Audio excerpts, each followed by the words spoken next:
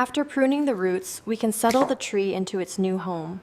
Make sure the soil is evenly distributed before tamping it down.